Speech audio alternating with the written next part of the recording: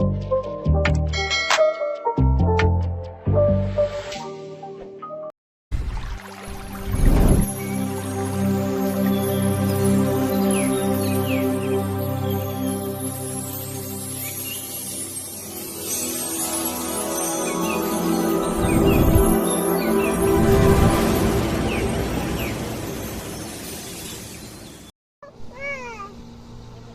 الله الرحمن الرحيم. السلام عليكم ورحمة الله وبركاته. النهاردة هنتكلم عن مشكلة كبيرة جدا للأسف الشديد عايشينها في مجتمعنا، وفي ناس كتير بتعاني منها، اللي هي مشكلة البنات اللي سنها بيتعدى 30 سنة. للأسف الشديد الناس أو مجتمعنا بينظر للبنت اللي هي بتتعدى 25 سنة أو 30 سنة، بينظر لها نظرة إن هي مش هتتجوز، بينظر لها نظرة مش كويسة، بينظر لها نظرة، يعني أنا مش فاهم هي والست المطلقة ليه دايما بننظر للناس دي. يا جماعة الخير، يا ريت كل واحد يخليه في حاله، وكل واحد يحاول بقدر الإمكان إن يكون عنده إنسانية وضمير للناس دي. الناس دي خلي بالكم انتوا بتجرحوها بطريقة غير مباشرة. يا ريت يكون في وعي شوية على الموضوع ده، لأن الموضوع ده بصراحة بيجي مجرف وبيجي متعب للناس دي. يعني احنا الناس دي خلي بالكم، أقسم بالله العلي العظيم، البنات دي بتعاني جدا جدا من نظرة الناس ليها. أنا مش عارف أنت بتنظر ليها لست أو بنت عندها فوق 25 سنة أو 30 سنة، بتنظر لها نظرة ان هي مثلا قعدت في البيت مش هتتجوز، فاتها اللي هو زي ما بيقولوا قطر الجواز والكلام الفاضي ده. يعني الحاجات دي ربنا سبحانه وتعالى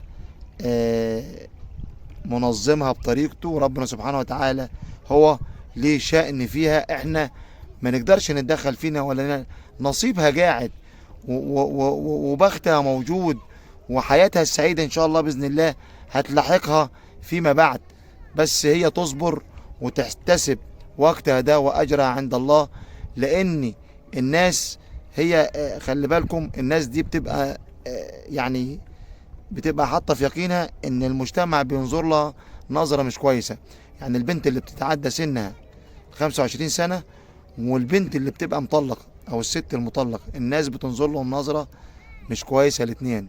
يا ريت نخلي بالنا في نظراتنا للناس دياتي، لان الموضوع ده بصراحة بيزعل وبيضايق، والواحدة بتبقى متضايقة من جواها، بس مش بتبين ليك او بتبين ليكي انت، او انت بتنظر للبنت اللي فوق سن 20 او 25 او 30 ايا كان، ان هي فاتها القطر وفاتها. لا خالص، انت ما دخلتش في علم الغيب، ما دخلتش في علم ربنا سبحانه وتعالى. الله اكبر، الله اعظم، الله اكبر والعزة لله.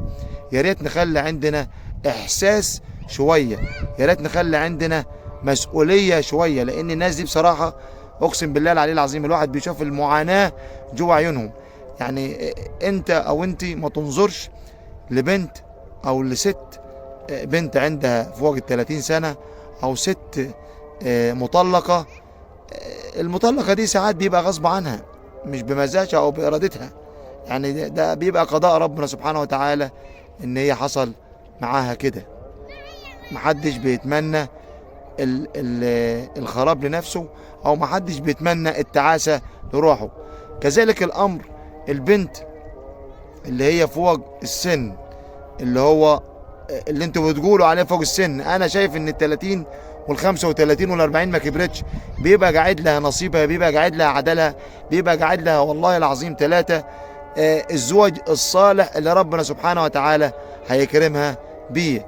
طبعا انا بتكلم والاذان شغال، وربنا يحاسب كل واحد على قد ضميره وعلى قد اذاه اللي بيعمله مع الناس دي. الناس دي بتعاني، خلي بالكم من نظراتكم ليهم. الناس دي بتتعب وبتتضايق من كلامكم.